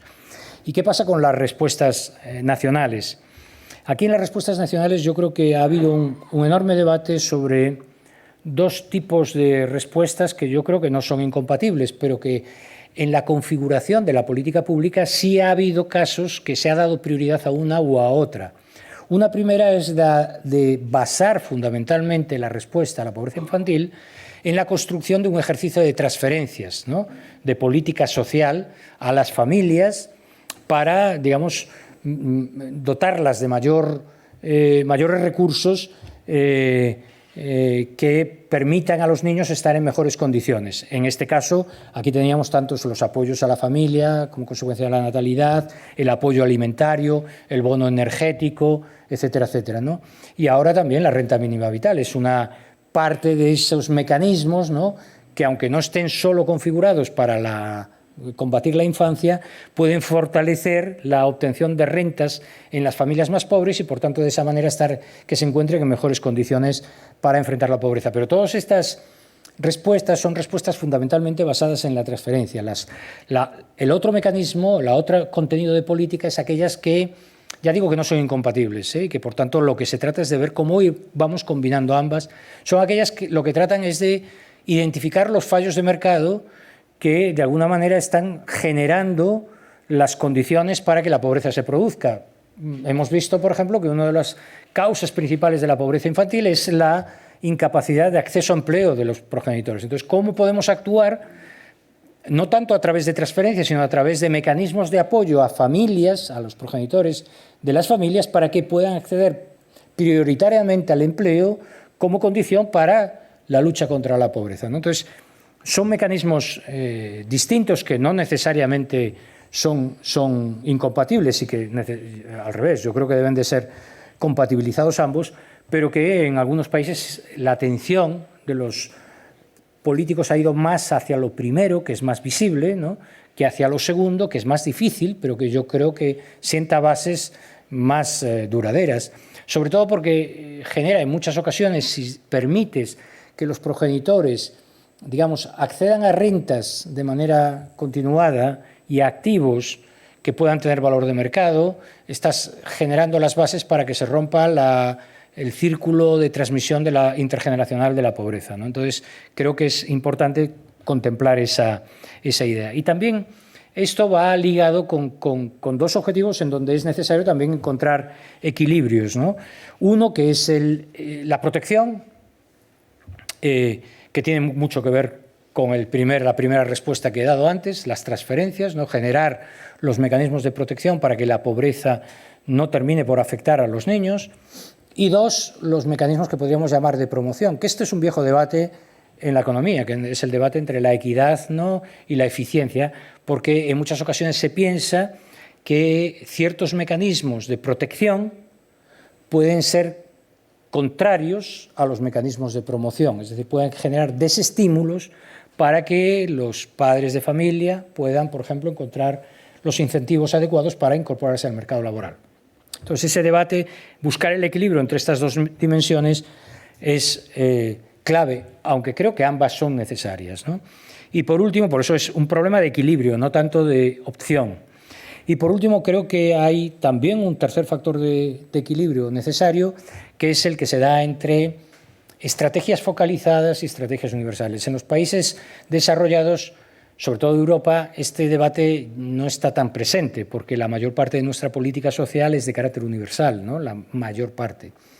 Pero en los países en desarrollo este debate es muy importante, porque, digamos, como los recursos son escasos y como ha primado una idea, digamos, de achicar el Estado por parte de las recomendaciones del Fondo Monetario Internacional, etcétera, para sanear las cuentas públicas, en muchas ocasiones se ha inclinado a los países a buscar, bueno, si tengo pocos recursos voy a centrarme en los que son más pobres, estrategias focalizadas. El problema de las estrategias focalizadas, en primer lugar, es que son muchas veces muy costosas, primero porque es difícil acertar con la población objetivo, es decir, cuesta y puedes tener errores de población que debiera recibir y no la recibe, o población que la recibe y no debiera recibirla, porque no es sencilla esa identificación de la población objetivo. Y en segundo lugar, que va acompañada en muchas ocasiones de problemas de estigma, ¿no? Es decir, que porque eres beneficiario de un tipo de protección que va asociado a unas caracterizaciones sociales, puedes quedar afectado por la opinión social que haya acerca de esas situaciones para las que están diseñados esos mecanismos de apoyo. Entonces, esos son los riesgos de la focalización. Las ventajas son claras, ¿no? Es decir, que si tienes un problema y pocos recursos, pues los puedes concentrar más en eso. A su vez, las estrategias universales tienen una clara ventaja, y es que, digamos, por su amplio espectro, van generando las bases de una construcción de derechos, ¿no? Es decir, que ya no es una atención que se te brinda, digamos, como una concesión, sino que es un derecho reconocido que forma parte de los derechos de ciudadanía, porque es reconocido universalmente y nadie está excluido de su acceso siempre que reúna las condiciones para ello, ¿no? Claramente. Entonces, en este debate, digamos, el fiel de la balanza se ha ido inclinando cada vez más hacia políticas universales, ¿no? Hacia la construcción de políticas universales y concebir las políticas focalizadas, en todo caso, cuando sean necesarias para circunstancias específicas, como pasos hacia la universalidad, ¿no? Como mecanismos para la inserción en fórmulas universales de tratamiento. Esta es estrategia dominante. ¿Y qué pasa en el caso de España? Y ya estoy terminando. Bueno, en el caso de España, digamos, en el ámbito de la infancia, lo que nos hemos encontrado es, en primer lugar, con una institucionalidad no bien definida, muy dispersa en muchos distintos ministerios, porque, digamos, se le afectaban a la infancia el Ministerio de Salud, el Ministerio de Consumo, el Ministerio de Cultura y Deporte, el Ministerio de Igualdad, distintos ministerios. En todos ellos se tocaba el tema de la infancia y en ninguno de ellos de una manera centralizada. Y es más, la única estamento administrativo que estaba concentrado especializadamente en temas de infancia normalmente era una dirección general, que era de rango, como todas las direcciones generales, pues de rango relativamente bajo para coordinar a los ministerios y, por tanto, pues realmente hacía muy poca labor de coordinación, ¿no? En parte eso se ha tratado de resolver de una manera un poco por una vía, podríamos decir así, un atajo, ¿no? Que no, yo creo que no es la mejor para darle sostenibilidad, pero bueno, es una fórmula transaccional, que es la del Alto Comisariado para la Pobreza Infantil, ¿no? Que es un mecanismo de crear una institucionalidad que trate de arropar a todos en el ámbito de la pobreza infantil. Repito, yo no creo que esa sea la mejor forma, porque todos los altos comisariados tienen un cierto sentido de provisionalidad, ¿no? Estaría mejor en una fórmula institucional más estable, pero en todo caso es una fórmula transaccional que mejora lo que existía antes. En segundo lugar, tenemos una política, yo diría, en construcción, con unas erraticidad, le pasa también a la ayuda internacional, con una erraticidad en su capacidad de gasto muy elevada, que lo que te indica es que no están consolidadas las partidas presupuestarias, que depende mucho del color del gobierno y del compromiso que el gobierno tenga en su momento. Y eso para mí es muy característico de una política en construcción, para diferenciarla de una política social, digamos, totalmente consolidada, que es aquella que, digamos, traspasa las fronteras de un único partido, de un único color de gobierno y, digamos, genera un cierto consenso compartido, ¿no? Después ahí siempre hay matices, pero, digamos, dentro de un nivel relativamente estable. Yo diría que en este caso no, aunque hemos de reconocer que en el último ejercicio se ha tratado de incrementar, aunque en cantidad pequeña, las partidas dedicadas a estos capítulos, ¿no? Pero si comparamos el caso español con el caso europeo, pues nos encontramos lo que nos pasa en otros capítulos que son apuestas de futuro, como es en el ámbito de la I+D o en el ámbito de la educación, y es que estamos muy por detrás, ¿no? También en el ámbito de la infancia. La partida que España dedica es aproximadamente el 1,4% de sus presupuestos, pero la media, en cifras del propio comisariado, ¿no? O sea que no son que yo me las invente, sino que oficialmente reconocidas son del 2,3%, es decir, que no estamos en la mitad, pero casi en la mitad de la Unión Europea, de la media de la Unión Europea, y la Unión Europea a su vez tiene países de muy diverso nivel de desarrollo y de muy diverso tono, ¿no? Y consolidación institucional y democrática, o sea que creo que es algo que no podemos sentirnos orgullosos de donde estamos, ¿no? Y después yo creo que también hay un terreno por construir en este ámbito de política. Hay políticas que, en mi opinión, yo creo que todas, pero hay políticas que de manera más acusada son políticas de la ciudadanía, o sea, no son políticas de... O sea, para decirles a ustedes un ejemplo de lo que quiero decir usando muy pocas palabras. La política monetaria es una política, bueno, ahora está en manos del Banco Central Europeo, pero imaginemos que tuviésemos todavía la peseta, es una política del Banco de España que entiendo yo que sea a él a quien le corresponde definir. Después nos gusta o no nos gusta y nos quejaremos o no nos quejaremos. Pero hay otras políticas que forman parte de la construcción de ciudadanía, que tienen que ser compartidas con la ciudadanía, ¿no? Y por tanto deben construirse en participación con las organizaciones que trabajan en esos campos. Tienen que ser políticas construidas en diálogo permanente. Y en ese campo yo creo que también en España hay mucho terreno por recorrer, ¿no? Hay mucho diálogo por construir todavía. Le pasa lo mismo a la política de cooperación, que también es una política que lo que hace es poner en pie valores ciudadanos que no le corresponden a un gobierno, les corresponden a todos los ciudadanos, el sentido de responsabilidad, el sentido de justicia. Y, por tanto, no la podemos delegar en el gobierno. Tenemos que ser partícipes en la construcción de esa política, ¿no? Y yo creo que no han dado las herramientas, ninguno de los gobiernos de distinto color, no han dado las herramientas para hacerlo. Permítame ya terminar este recorrido con los últimos 7 mensajes que yo trasladaría, digamos, y que resumen no solo lo que hoy he podido ver, sino también lo que hemos podido ver a lo largo de los 3 días. En primer lugar, la necesidad de otorgar a la lucha contra la pobreza infantil la prioridad que merece, ¿no? Por su intensidad, por los efectos especiales que tiene, por la especial gravedad que supone la pobreza infantil. Y eso nos obliga a trabajar en esas dimensiones de visibilidad de la infancia en todos y cada uno de los ámbitos, de visión en las políticas y de construcción de voz colectiva en ese caso, y tratando de analizar las causas de la pobreza y de atender a las causas de la pobreza, no solo como en algún momento se planteó en una pregunta, no los síntomas, también las causas que están detrás, aunque también en muchos casos hay la sintomatología hay que tratarla, ¿no? En segundo lugar, la necesidad de entender de una manera compleja el colectivo al que nos estamos refiriendo. Estamos hablando de un colectivo heterogéneo, en donde no es lo mismo un niño de 17 años que un niño de 6 años. Estamos hablando de una realidad que es fluida, de un proceso que uno lo vive en continuo cambio y que, por tanto, debemos entenderlo como una senda, mucho más que como una categoría estanca, ¿no? Y eso nos obliga a eso que Fernando Mudarra nos decía, ¿no? A que no es trabajar con los niños en la escuela, no, en la escuela y cómo salen de la escuela y cómo entran en el mercado de trabajo y cómo... Es decir, que es un proceso de acompañamiento porque esa es la senda en la que se vive. En tercer lugar, la necesidad de estudiar, de trabajar más las formas de participación, de dar voz a los niños y a los jóvenes y a alistarnos todos en esos procesos para potenciar una agenda que sea informada por la expresión de intereses prácticos y de construcción de intereses estratégicos también por parte de los niños.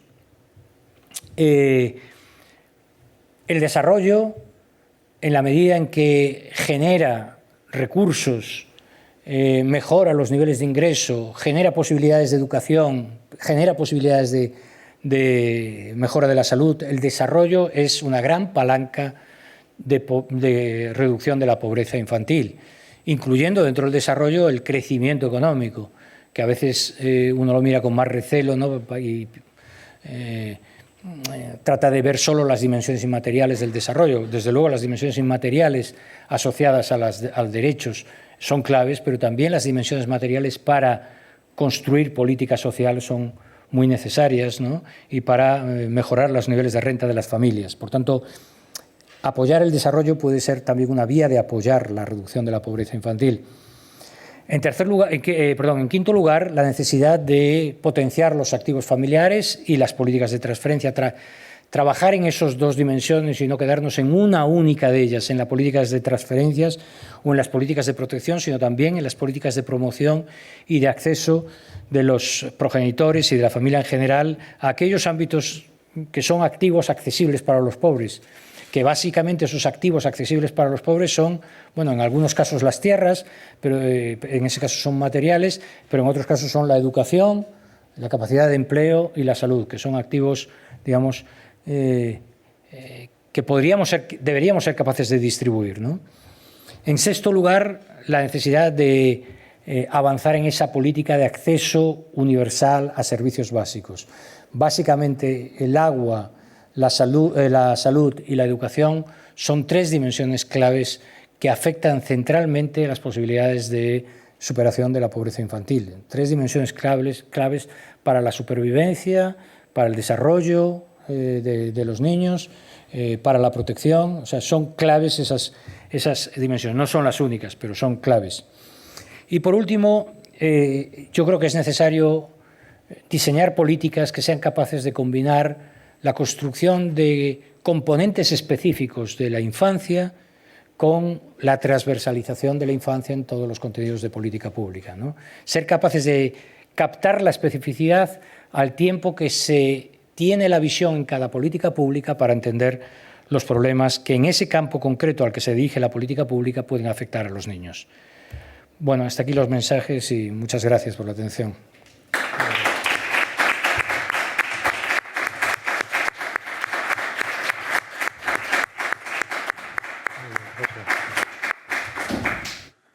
Nada, queda perfectamente completa, ¿no? El periplo expositivo, ¿no? Con esta tercera clase. Hoy no tenemos demasiado margen para el coloquio, pero nos quedan 10 minutos para terminar a las 8:30.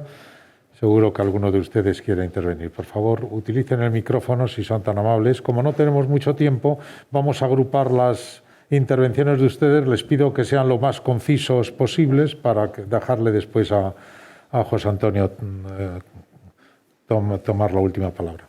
Por favor. Vale. Buenas tardes y muchísimas gracias al profesor Alonso. Siempre es un placer escucharle. Por alusión, con la pregunta esta, ¿desde cuándo se había fundado UNICEF? UNICEF considera que su fundación es en 1946. Lo que hubo fue un cambio de la duración del mandato, pero la fundación se establece en ese año. Y luego, con todo lo que he estado escuchando, me han salido algunas reflexiones y también alguna pregunta. Por ejemplo, aquí en España hay algunas voces que consideran que medir la pobreza solo a través del ingreso, es decir, con datos que vienen de Hacienda, está dejando un porcentaje importante de la población por fuera, porque son personas que no declaran renta. Entonces, ahí hay una subestimación de la pobreza. Y en el caso de la pobreza infantil también. Y luego, también con respecto a los datos, y para nosotros que trabajamos aquí en España es bastante evidente, a pesar del esfuerzo que ha habido y existe, el Ministerio tiene un portal que se llama Infancia en Datos, que tiene un montón de información con una serie de indicadores de la infancia, hay un problema que es cuando bajas de la comunidad autónoma. Cuando se baja de la comunidad autónoma no hay datos y no hay datos de calidad. Y de pobreza muchísimo menos. Si buscas el dato de AROPE por comunidad autónoma, existen algunas comunidades autónomas que lo tienen, pero en general no lo tienen. Y los municipios muchísimo peor. Con respecto a los factores o las subcategorías dentro de la pobreza, en España especialmente también tiene un componente de género, porque las familias uniparentales son el 80% de son mujeres, en el caso de España. ¿Vale? Estas son como las reflexiones. Una cosa que no sé si de pronto, porque no es muy conocida, en este momento se está discutiendo y está en borrador el Real Decreto para conformar el Consejo de Infancia con la Dirección General de Infancia. Entonces, digamos que el derecho a la participación es uno de los derechos que menos desarrollo tiene, pero en el que se está trabajando.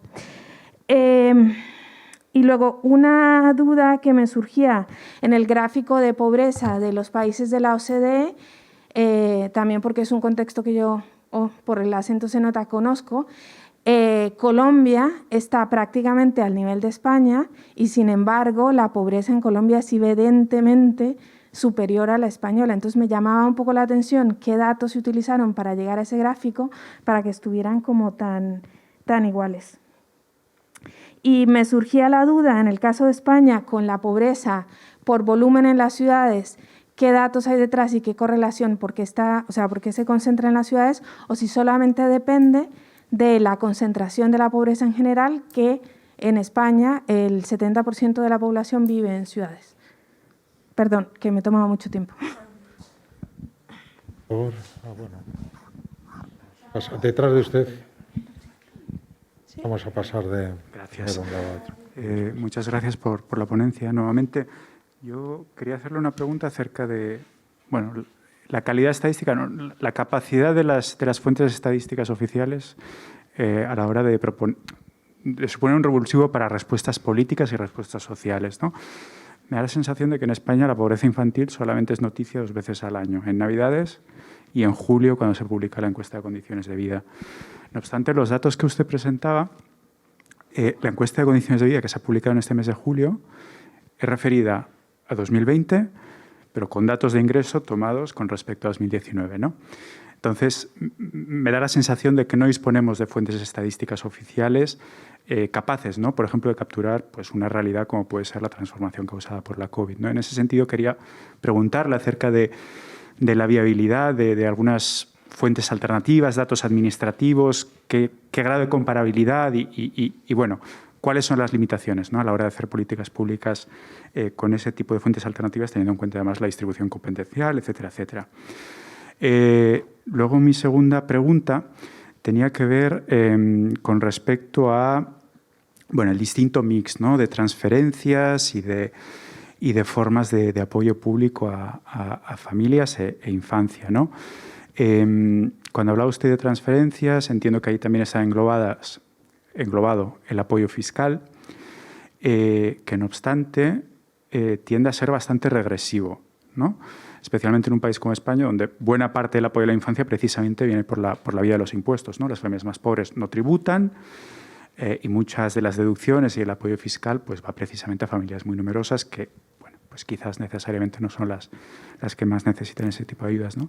Entonces quería preguntarle acerca de posibles vías para avanzar hacia una mayor progresividad y una mayor efectividad en la lucha contra la pobreza infantil a través de la vía fiscal. Gracias. Gracias. Pasamos por favor, ¿no? Sí. Gracias por su charla. Dos cosas, una un poquito también relacionada con la del compañero. Ha señalado la última encuesta a los hogares. ¿De cuándo es esa encuesta? Porque no constaba el año. Yo creo que es del 1920. Tú dices que es del 2019. ¿Has dicho del 19? Creo que no hablaba de esa. No hablaba de la misma, creo. Sí, de condiciones de vida. ¿Era esa? Sí. Es la misma, de acuerdo. Sí, es la encuesta de los hogares, la que constaba como... Y después, ha hablado de la convención ratificada en 1990, que dice que tuvo el mayor consenso, un consenso universal, con la excepción de Estados Unidos. Es decir, ¿qué argumentos dio Estados Unidos para no ratificarla? Está bien eso. Porque llama la atención, efectivamente, que Estados Unidos no esté. Laureano Lázaro, por favor. Sí, muchas gracias. Iba a preguntar lo mismo sobre Estados Unidos, ¿por qué? Pero además, en otro de los gráficos se ve que en el gráfico sobre grado de cumplimiento por países, Estados Unidos, que no ratificó la convención, pues no está mal en cuanto a grado de cumplimiento. Está en verde, ¿no? Todo En eso. cambio, otros países que sí la habían ratificado están fatal. Sí. ¿Qué pasa? Muy bien. Pues vale, José Antonio, ¿alguna otra intervención? No, pues venga. Cerramos en 4. Muy rápidamente. Sí, efectivamente, UNICEF, cuando en su página web pone el 46, que es cuando se crea el fondo, pero realmente UNICEF no se creó en ese momento. Se creó el fondo que se llamaba de otra manera distinta. Las siglas eran las similares y el UNICEF se constituye como organismo especializado de Naciones Unidas, que es distinto de un fondo de emergencia.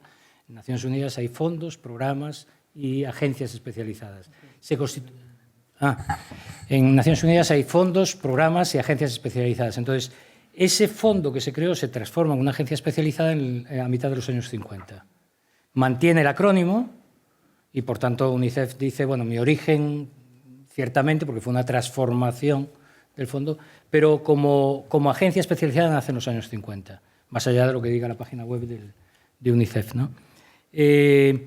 Sí, efectivamente, la medición de pobreza solo sobre el ingreso es limitativa y precisamente por eso hay todos estos esfuerzos por incorporar indicadores que sean de carácter multidimensional y que, por tanto, incorporen otros aspectos que estén asociados a las condiciones de vida de la población, sean niños o adultos, y que no necesariamente estén derivados estrictamente de ingresos, ¿no?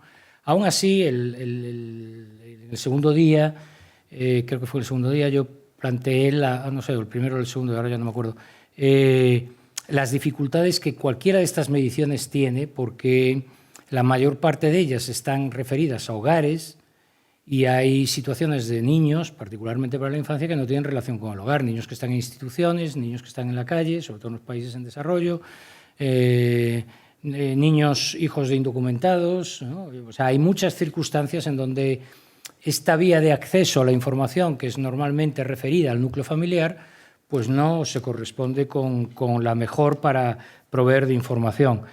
Pero, bueno, hemos de tener en cuenta que sí, que es difícil tener una estadística que sea inequívoca en casi todas las dimensiones, ¿no? Incluso en aquellas que nos parecen exactas, ¿no? como el PIB, que nos parece una medición exacta, cuando se hacen ejercicios de consulta, las horquillas de distorsión del PIB pueden ser de más y menos 15%, y en algunos países llegan al 20 y 25%, en los países en desarrollo, y nos dan la cifra con decimales, ¿no? O sea que uno tiene que tomarse las estadísticas con una cierta distancia, pero en todo caso creo que es un ejercicio interesante el avanzar hacia medidas multidimensionales, teniendo en cuenta que cuanto más ampliemos el campo de medición, necesariamente más tenemos que adaptarlo a las contingencias de cada caso, y eso hace que las cifras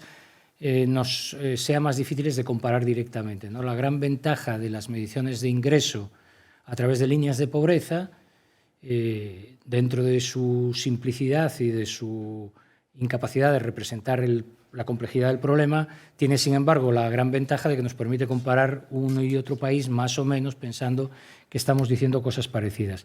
Pero yo creo que lo que dice es totalmente cierto. La medición a través del ingreso es muy limitativa de lo que es un fenómeno de pobreza. Como también es muy limitativa la definición de pobreza basada en criterios de pobreza absoluta. La pobreza es una pobreza siempre, el sentimiento de pobreza es relativo, el concepto de pobreza es relativo, si lo atendemos a la situación en cómo la vive el sujeto. Esto está muy claramente expresado en La riqueza de las naciones de Adam Smith, ¿no? Adam Smith señala y pone el ejemplo de que un ciudadano de Samoa que salga sin camisa no siente ninguna sensación de repudio social, pero un ciudadano londinense que salga sin camisa se siente pobre. O sea, el sentimiento es un sentimiento comparativo a tu entorno, el entorno de la comunidad a la que perteneces. Entonces, la verdadera pobreza es pobreza relativa, en mi opinión, ¿no? Y bueno, las formas de aproximarlas para poderla comparar, pues la convertimos en absoluta. O sea que yo creo que todo esto hay que saber que es difícil, pero lo más importante de todo es que estemos muy alerta de las limitaciones que tiene para no equivocarnos en el análisis, ¿no? Y muy cierto lo que dice las comunidades autónomas, y cuanto más descendamos, menos información tenemos, aunque, digamos, debiéramos de tenerla, porque cuanto más nos acerquemos al terreno, más capacidad de acceso a información directa deberían tener las autoridades públicas, ¿no? Pero la realidad es que es más difícil, y esto pasa en muchos ámbitos. Nos es más fácil medir la calidad institucional de España que medir la calidad institucional de Madrid. Porque en la primera tenemos muchos indicadores y en la segunda no tenemos ninguno. Entonces es aparentemente paradójico, porque la institucionalidad de Madrid es más abarcable, ¿no?, que la institucionalidad de España. Bueno, pues sucede esto. Efectivamente, el tema que se señala de la presencia de los hogares monoparentales lo comentaba el pasado día, señalando la causa, como una de las causas de pobreza, no solo el carácter monoparental, sino si es hombre o mujer también el que es cabeza de familia, y eso es clave, ¿no? Lo que pasa es que en estos datos de la OCDE aparecen agregados y, por tanto, no quería incorporar más información empírica que nos pudiese complicar, pero indudablemente estamos hablando en la mayor parte de los hogares monoparentales en España y fuera de España, todavía más, son hogares monoparentales, digamos, regidos por mujeres, clarísimamente. Y yo creo que la última parte de las ciudades, en mi opinión, se resuelve muy fácilmente, por eso traje los dos gráficos. Si se ve en el primero, las tasas son leves, la diferencia es muy pequeña. ¿Y qué es lo que hace, por tanto, que en volumen de población pobre domine las ciudades? Que es la población dominante está en las ciudades. La diferencia de tasas es muy pequeñita. Hay diferencia, pero estamos hablando de un punto y pico, ¿no? O sea que no es muy significativo. Yo creo que en este caso la pregunta que hace es, en mi opinión, absolutamente crucial, la primera de ellas, y es, si queremos tener una información muy buena, estamos descansando en estadísticas que tienen un rezago temporal. Pero para construir política, y siendo como es el caso de la pobreza infantil, que es altamente dependiente de la evolución de las circunstancias en las que está la familia, y que puede haber circunstancias sobrevenidas de caída, incremento del desempleo, de la COVID y paralización de la actividad económica, o cualquier otra, Yo creo que es necesario disponer de medidas complementarias, como pasa con el paro, que aunque no tengan el mismo carácter, digamos, de fiabilidad en la identificación de los números exactos, sin embargo, nos permita conocer cómo evoluciona el pulso de esa variable, ¿no? Si queremos, digamos, que informe la política pública, porque si no, la política pública va a estar informada por datos que normalmente son al menos de un año y probablemente incluso de más de un año, ¿no? De un año y medio que se está tomando los datos. Y yo creo que eso es, entiendo que es relativamente, o sea, es un problema de construcción estadística. No le veo ninguna dificultad, es voluntad política de ponerse para ello y un encargo que se haga al Instituto Nacional de Estadística, porque eso se puede construir a través de encuestas focalizadas, bien construida la muestra, que nos permita ir conociendo cómo va evolucionando la pobreza infantil. Respecto a cómo utilizar la fiscalidad, en realidad en las políticas de protección se utilizan tanto, digamos, lo que constituye la exención por la vía del ingreso, como también políticas de gasto, ¿no? de complementos que se dan en el ámbito familiar. Yo creo que las dos son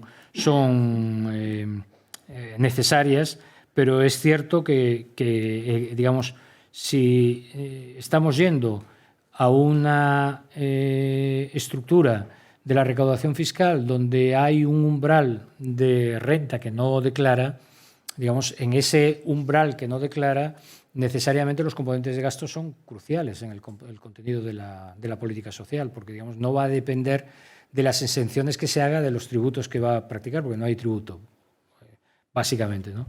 Entonces, yo creo que la construcción de una respuesta fiscal a las políticas frente a la pobreza infantil, en mi opinión, tiene que pasar por la combinación de los dos, de políticas de apoyo familiar a través de mecanismos de ayuda y de mecanismos de exención de costes, ¿no? Que en algunos casos no tienen que ver con la fiscalidad exactamente. Las políticas, qué sé yo, por ejemplo, la política de apoyo a la familia numerosa es reducción que se produce en gastos, ¿no? que tiene que afrontar la familia, que no dependen necesariamente de que hayan realizado una declaración fiscal o no, porque no está contenido en eso. O sea que yo creo que hay espacio para avanzar en ese campo. Y después, respecto a la ratificación de unos y otros y el grado de cumplimiento de los compromisos, realmente en el ámbito internacional estamos lamentablemente acostumbrados a que los países ratifican cosas que después no cumplen, ¿no?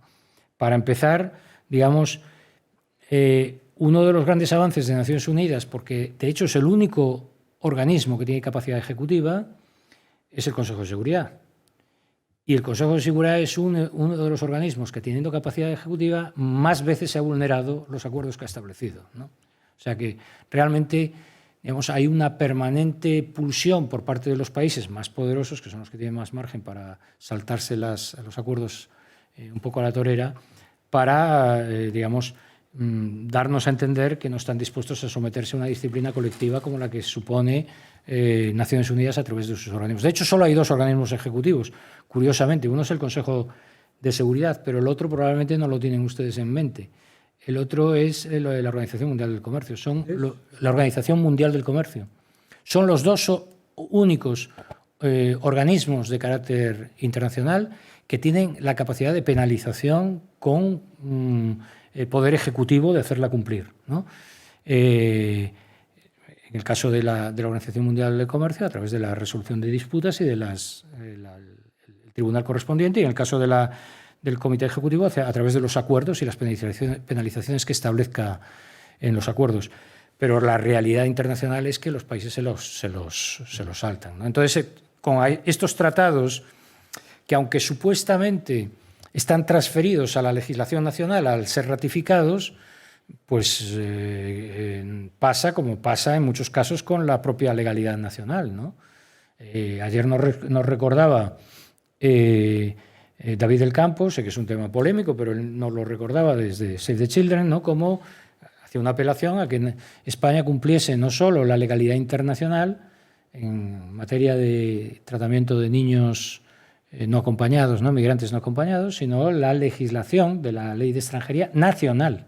Es decir, que se incumple la propia normativa nacional, ¿no? Muchas veces en estos casos.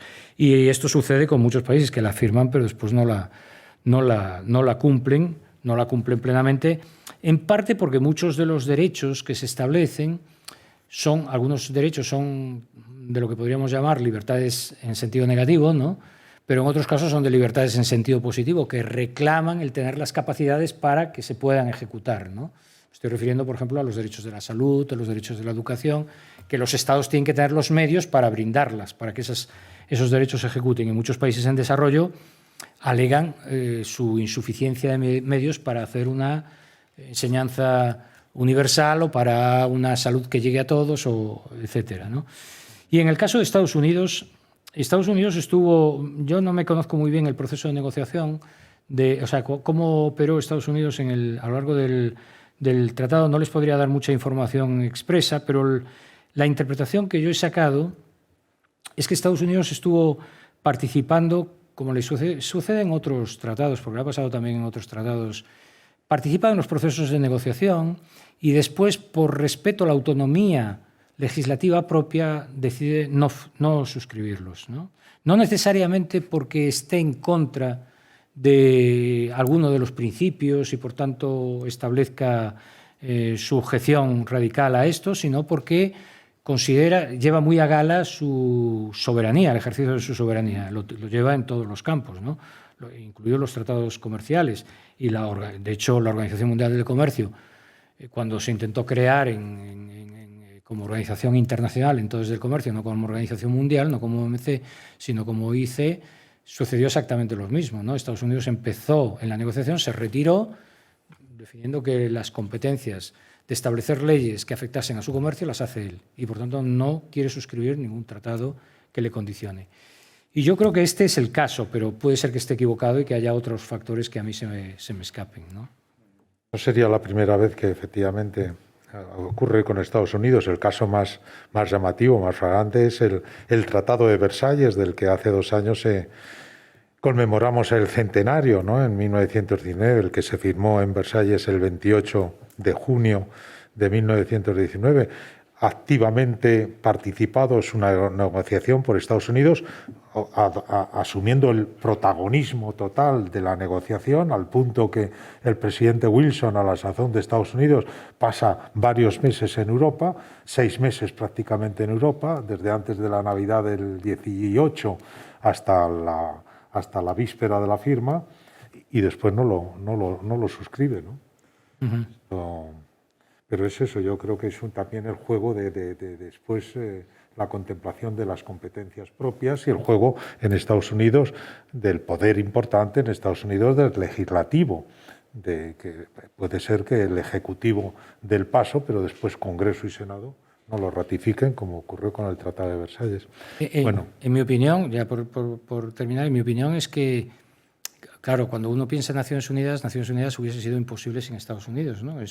Estados Unidos fue el gran gestor de Naciones Unidas, pero es un episodio, un paréntesis en la historia de Estados Unidos. La historia de Estados Unidos es una historia de aislamiento respecto a compromisos, respecto a su soberanía. Y solo en un periodo histórico concreto, que coincidió con Roosevelt, y después ya los primeros años, porque Estados Unidos era muy hegemónico, entonces, y por tanto Naciones Unidas no le molestaba demasiado porque se hacía más o menos lo que Estados Unidos decía, solo en ese periodo fue fiel a Naciones Unidas. Hoy el gran inconveniente de muchas agencias de Naciones Unidas, y yo que he estado en Naciones Unidas lo puedo acreditar de manera muy directa, todos miran de reojo qué es lo que dirá Estados Unidos de esto, porque nadie quiere quedarse sin la financiación de Estados Unidos y por tanto no quiere incomodarlo en nada, ¿no? Y es esta especie de un poco arrastrando los pies va Estados Unidos en los foros internacionales muchas veces, ¿no? Muy bien, de verdad, muchísimas gracias a todos ustedes y muchas gracias al profesor José Antonio Alonso. Gracias.